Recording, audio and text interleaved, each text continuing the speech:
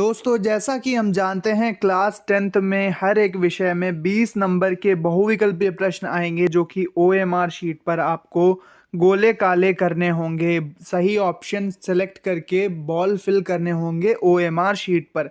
तो इसी क्रम में दोस्तों आज हम दूसरा पार्ट लाए हैं, साइंस का दूसरा वीडियो। 20 क्वेश्चन कराएंगे, बहुत ही महत्वपूर्ण बहुविकल्पीय प्रश्न कक्षा 10 विज्ञान के, जो कि ओएमआर शीट के लिए बहुत ही महत्वपूर्ण होंगे। ये पार्ट 2 है। पार्ट 1 दोस्तों चैनल पर पहले से है, उसको जाकर आप ज़रूर देख लेना।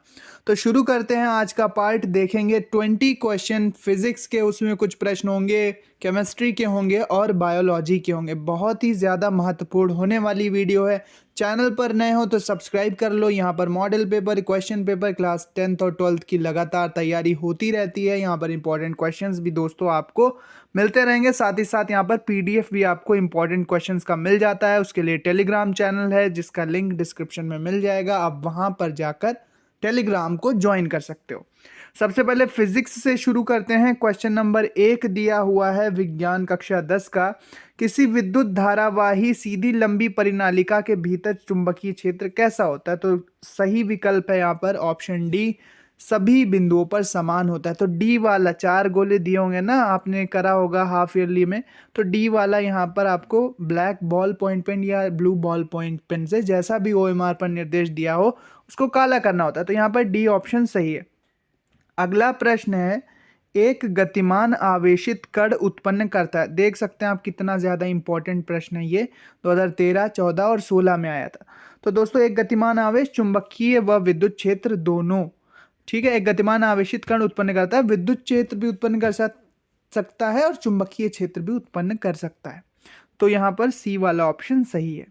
अगला प्रश्न है हमारे पास, चुंबकीय क्षेत्र की तीव्रता का मात्रक क्या है? तो चुंबकीय क्षेत्र की तीव्रता को ई से प्रदर्शित करते हैं, तो इसका मात्रक होता है न्यूटन प्रति एम्पियर मीटर। यहाँ पर बी वाला ऑप्शन करेक्ट है। बी वाला आपको बॉल फिल करना होगा ओएमआर पर। तो यहाँ पर बी ऑप्शन सही है। इसको टेस्ला में भी मापते हैं, तो टेस्ला भी इसका एक मात्रक होता है चुंबकीय क्षेत्र की तीव्रता का।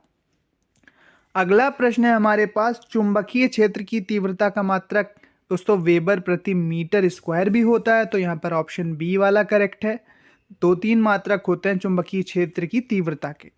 अगला प्रश्न है, कौन सा चुंबकीय क्षेत्र का मात्रक नहीं है? चुंबकीय क्षेत्र की तीव्रता का मात्रक नहीं है। तो दोस्तों वेबर प्रति मीटर स्क्वायर भी है, टेस्ला भी है, गॉस भी है, लेकिन न्यूटन प्रति एम्पियर स्क्वायर ये चुंबकीय क्षेत्र का मात्रक नहीं है, चुंबकीय क्षेत्र की तीव्रता का मात्रक नहीं है। तो ऑप्शन डी सही है।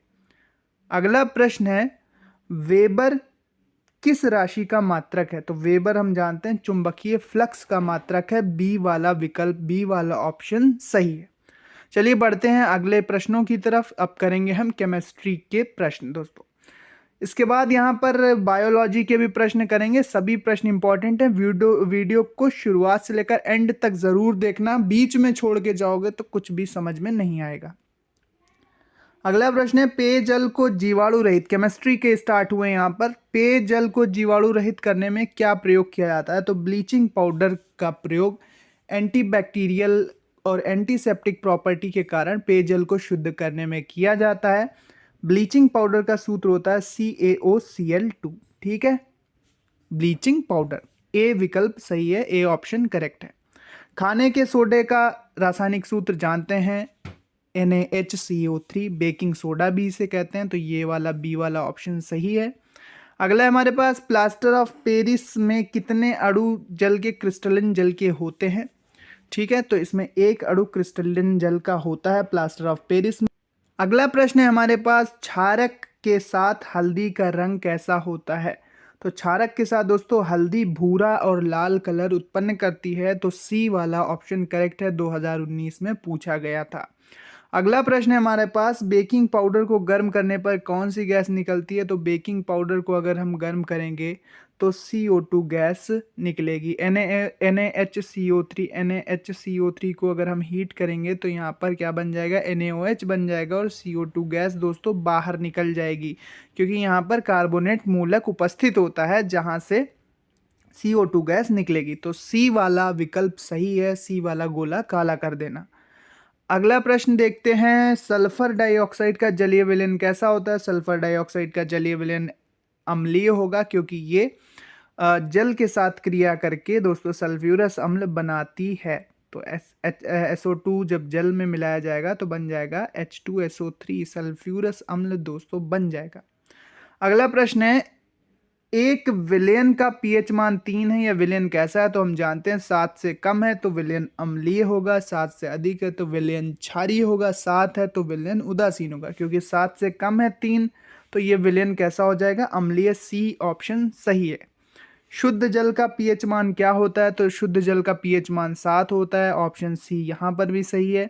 अम्लीय वर्षा के जल का संभावित पीएच मान कितना है। तो अम्लीय वर्षा का जो जल होता है उसका पीएच मान लगभग 5.2 होता है, यानी कि इसमें अम्लीय गुण होते हैं, क्योंकि ये 7 से कम है। ठीक है, 7 से कम अम्लीय, 7 से अधिक क्षारीय और 7 उदासीन। बायो के प्रश्न यहाँ पर करेंगे। बचे हुए बायो के सभी प्रश्न हैं। तो बायो के प्रश्न दोस्तों, पहला प्रश्न उठाते हैं बायो का। तो पहला प्रश्न है दोस्तों, रक्त का लाल रंग किस पदार्थ की उपस्थिति के कारण होता है। तो रक्त का लाल रंग हीम नाम की प्रोटीन की उपस्थिति के कारण होता है, जो कि आयरन और हीम प्रोटीन से मिलकर दोस्तों हीम उसका रिंग होता है, जो कि ग्लोबिन प्रोटीन के साथ मिलकर हीमोग्लोबिन नामक पदार्थ बनाता है, जो कि रक्त का आधार होता है। तो यहाँ पर ए विकल्प सही है। लसिका में नहीं पाई जाती हैं। तो दोस्तों आरबीसी लाल रुधिर कणिकाएं लसिका में नहीं पाई जाती हैं। लिम्फोसाइट भी होते हैं, इसमें श्वेत रुधिराणु भी होते हैं, उत्सर्जी पदार्थ भी होते हैं। तो ए वाला ऑप्शन सही है। अगला प्रश्न है हमारे पास, पौधों में पत्तियों तक जल एवं खनिज लवण स्थानांतरित किसके द्वारा होते हैं। तो जाइलम के द्वारा होते हैं जल और खनिज लवण, जबकि फ्लोएम के द्वारा भोजन का स्थानांतरण होता है। तो यहाँ पर बी वाला ऑप्शन सही है। पौधों में पत्तियों तक जल व खनिज लवण का स्थानांतरण जाइलम के द्वारा होता है। अगला प्रश्न है हमारे पास दोस्तों, पादप में पौधों में जाइलम किसके लिए उत्तरदायी है। तो जल के वहन के लिए उत्तरदायी है, भोजन के लिए नहीं है, अमीनो अम्लों के परिवहन के लिए नहीं, ऑक्सीजन के परिवहन के लिए नहीं। तो ए वाला विकल्प सही है। अगला प्रश्न है हमारे पास, फ्लोएम द्वारा भोजन का स्थानांतरण होता है। तो दोस्तों सुक्रोज के रूप में होता है पौधों में भोजन का स्थानांतरण। तो ए वाला ऑप्शन सही है।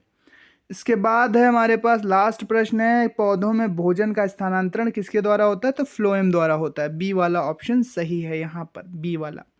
तो ये थे टोटल 21 प्रश्न सभी इंपॉर्टेंट थे दोस्तों। ये इसका पूरा पीडीएफ आपको इंपॉर्टेंट क्वेश्चन का पीडीएफ टेलीग्राम चैनल पर मिल जाएगा। टेलीग्राम चैनल का लिंक डिस्क्रिप्शन में है, तो वहाँ पर आप चले जाना, लिंक पर क्लिक करोगे वैसे ही आप टेलीग्राम चैनल पर पहुँच जाओगे, ज्वाइन कर लेना। वहाँ पर आपको model paper, question paper, important questions मिलते रहते हैं। मिलते हैं अपने नेक्स्ट वीडियो में। पढ़ते रहिए, आगे बढ़ते रहिए। Thanks for watching and good luck for your exams दोस्तों। Thank you and bye bye.